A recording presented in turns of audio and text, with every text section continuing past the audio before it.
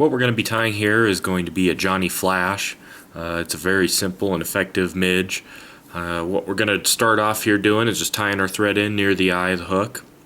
First thing we're going to do is we're just going to lay a thread base down on that hook, wrap down the shank.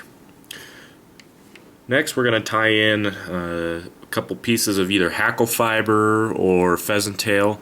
I like to use brown, and we want it to be about the length of the shank of the hook, so I just kind of roughly measure it there, and we're just going to tie it in. And if you tie it in a little too long, that's okay. What you can actually do is take it and just kind of pull it and make it a little bit shorter. Then what we're going to do is we're actually going to take that thread and we're going to take it forward about 2/3 of the way up the hook. Then what you can do is you can cut out your tail material.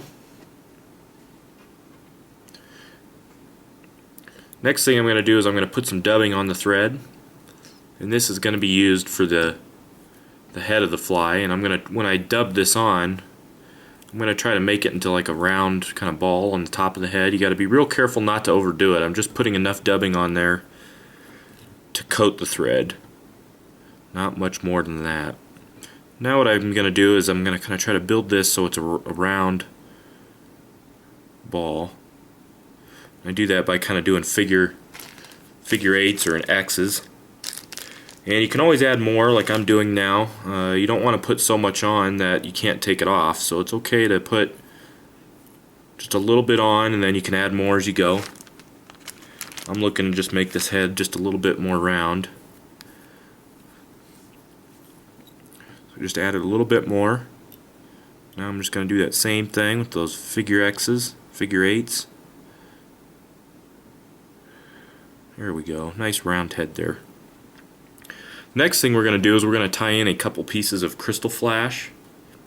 And what I'm going to do is I have two strands here, and I actually just take it and wrap it around the hook or around the thread, and I draw it up just like so.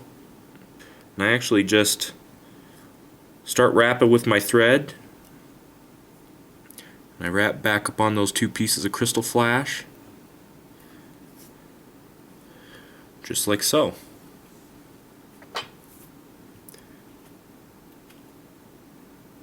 Got a few fuzzies there. Next thing you have to do is just whip finish.